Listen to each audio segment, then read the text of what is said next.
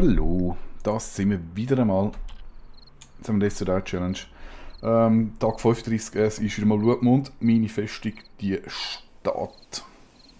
Ja, noch nicht komplett, aber. Also, ich sehe es selber, da ist einiges gegangen an Stachel, ein riesiges Stachelmeer wartet auf Zombies. Ich kann auch einen hübschen Eingang bauen. Aber jetzt geht es zuerst mal zurück in die Festung, damit wir ein bisschen Übersicht haben. Ja, ich bin gespannt. Das letzte Mal haben wir 2 Polizisten gehabt. Das heisst, es wird sicher mehr werden. Nein, den lasse ich noch mal unten, damit ich da auf die Wand über kann. Nummer 1, Generator mal einschalten. Ich muss jetzt mal ein bisschen besser aufpassen, wie das da mit diesen Elektrozyen ist. Irgendetwas ist dort noch nicht so optimal. Ich muss es jetzt mal anschauen, damit ich das gegebenenfalls noch umbauen kann. Ich verlasse mich jetzt mal wieder auf das Gerücht, haben wir schon genug für einen richtig starres Selten soll es von da kommen. Also, ich bleibe jetzt einfach mal regungslos stehen und dann schauen wir mal, ob es da auf so eine Seite Garten kommt. Warum auf diese Seite? Weil ich habe da die Aussentürmchen, wo die Zäune drin sind, habe ich da schon mit betonmässig upgradet. Auf der anderen Seite hat die Betonmischung leider nicht mehr gelangt.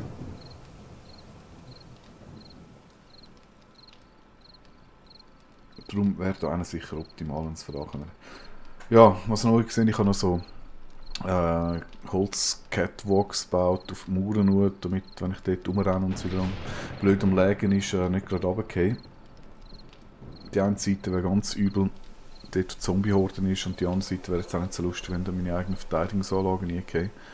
Ich hoffe, die werden das verhindern. Ist klar, die sind natürlich nicht stabil, da spuckt der gute Herr Polizist ein und das Zeug ist weg.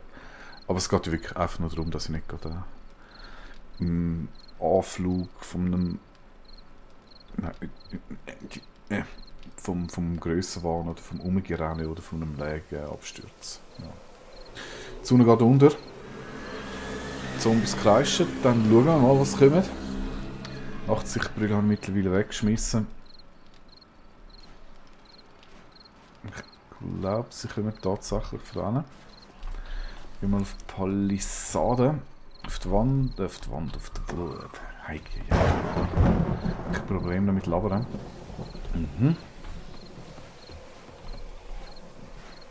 Also sie kommen definitiv so mehr oder weniger aus der Richtung, wo ich geschaut habe, so Richtung Norden, das ist gut. Hat meistens 2 Spawnpunkte, einer ist da hinten. Und da, also sie scheinen da recht nah beieinander zu liegen. Wenn ich jetzt da nicht noch etwas durchsäckle. Ah, halt, stopp, da hinten können wir auch noch. Aha. Also ist da ein Spawnpunkt und da, und ich habe dort rüber geschaut.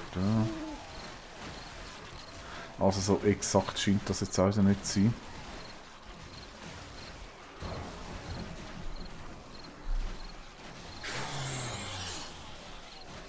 Tönt nach Polizist, aber es ist da der fette Tourist unten mit dem Hawaii-Hemd.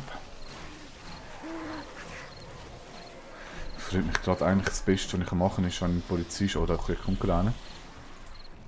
Ah, ich Idiot, ich habe nicht geladen.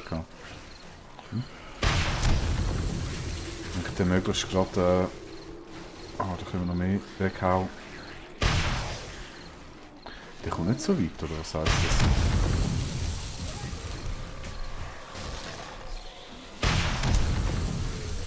Der hat schon weggespuckt.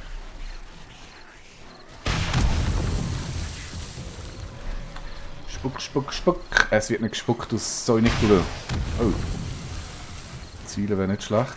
Dann machst du meine eigene Verteidigungsanlage kaputt. Aber lieber, als wenn die blöden Polizisten dort nachkommen. Ein Bodenstress. Da ist die Beton gar noch nicht trocken geworden, ja super.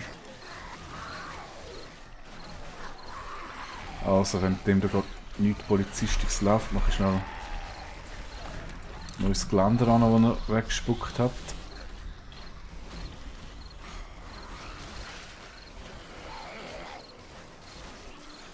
Das ist eine lange Zeit, ich mache jetzt Strategie gefahren bei den Polizisten.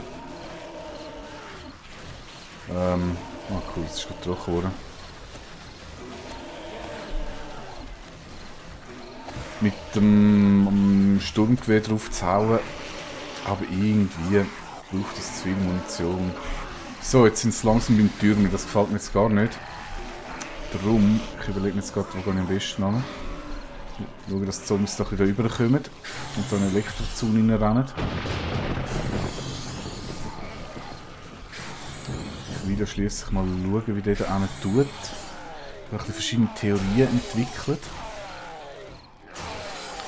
Also was ich eben glaube, ist, wenn sie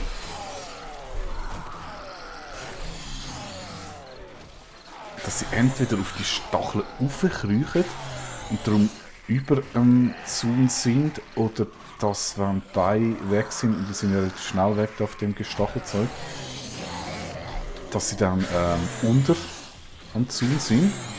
Oder die Möglichkeit ist auch, weil vorne dran war noch Asphalt von der Straße. Da unten habe ich betoniert, also da müsste eigentlich die Höhe Standard entsprechen.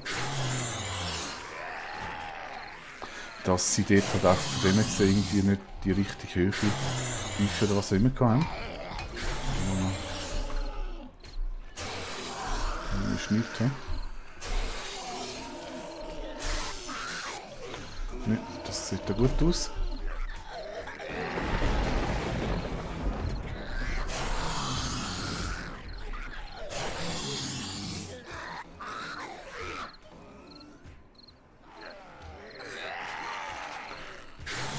Ich glaube, also entweder ich habe die grosse Horde jetzt schon überstanden, oder? Sie hängen da irgendwo hinten noch fest.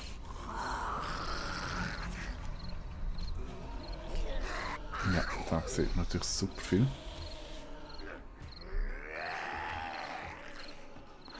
Ja, was sind denn hier nochmal prügeln?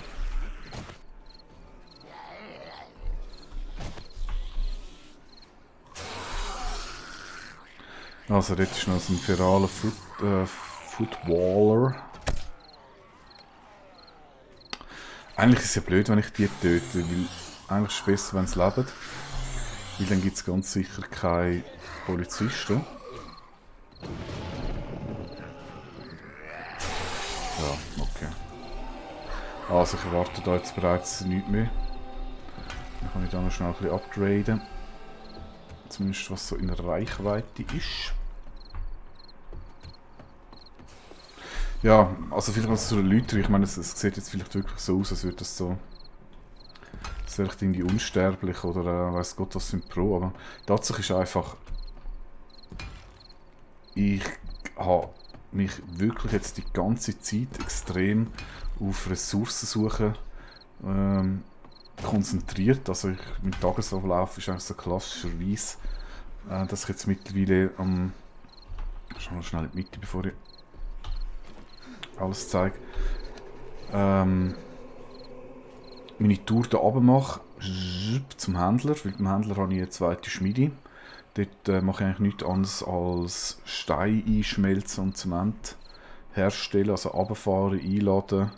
Dann fahre ich wieder zurück in meine Basis, mache da oben meine Schmelzeinrichtungen voll, vor allem mit den Zementmischer mit permanent Betonmischung gemacht. So bin ich jetzt wirklich seit Tagen, ich weiß gar nicht, mit angefangen habe, sicher eine Woche permanent Betonmischung herstellen.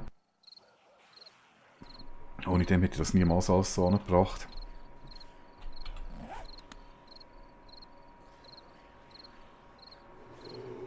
Ist ruhig geworden da. Ich bin jetzt alles weggeraspelt, krass.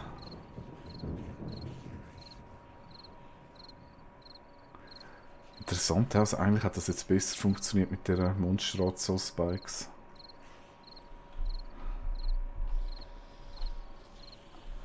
Ja, und dann bin ich da mal an Basis am Upgraden, am Bauen, was halt so anfällt, bis ich kein Baumaterial mehr habe.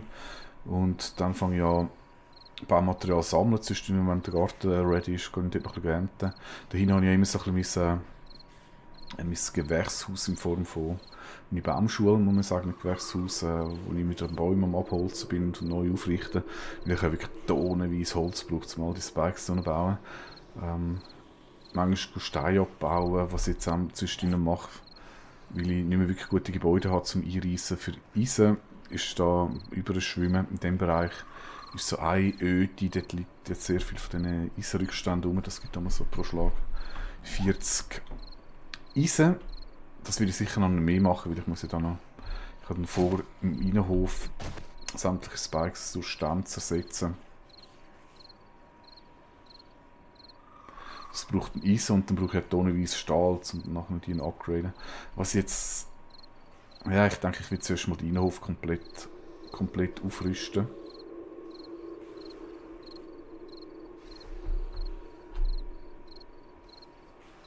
Ja, und dann wahrscheinlich der äußere Bereich. Ich denke schon, ich will zuerst mal jetzt all die Stämme, die spitzigen Dinger auf Stahl bringen. Das braucht tonnenweise Stahl.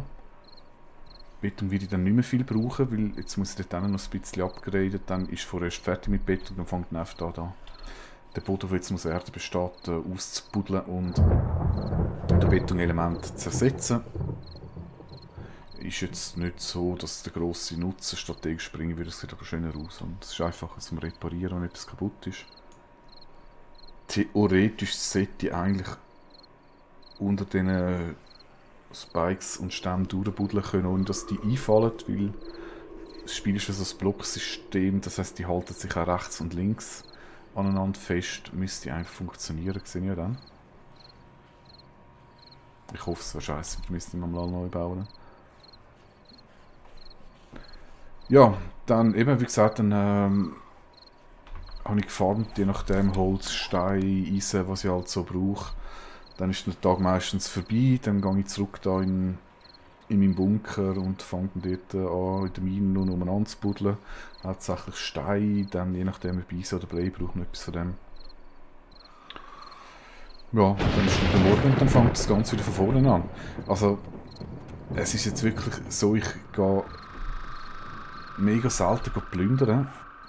Ich weiß nicht, etwa so das da habe ich so ein bisschen abgeplündert. Also wirklich mega wenig. Und ich konzentriere mich voll auf Basisbau. Wieso ist der noch feucht? Ja. Darum sieht das da jetzt möglicherweise ein bisschen imposant aus. Ist natürlich auch so, wenn man in der Nähe der Basis ist, ist die Überlebenschance natürlich extrem hoch. Ich habe zweimal Hundehorden gehabt, letztes Mal noch eine riesen Wolfshorde, aber jedes Mal in der Nähe der Basis gewesen und wir können in Sicherheit bringen. Wenn mir das irgendwo beim Plündern oder im offenen Gelände passiert, dann ja, wäre es natürlich vorbei gewesen. Ja, ich glaube, ich schalte aus. Warte dann nichts mehr. Ja, dann fängt bei mir jetzt da wieder das muntere Kochen an. Die Stahlproduktion läuft, Beton läuft ebenso, das tun wir da wieder versorgen. Ja, und dann ist da wieder mal ein bisschen kochen. Ich glaube, ich habe wieder mal ein bisschen Fleisch und Blaubeerkuchen. Njam, njam, njam. Gut, also, gibt da nichts mehr zu sehen. Horde Nacht scheint überstanden zu sein. Mal schauen, wenn wir die nächste Folge machen. Bis dann. Tschüss.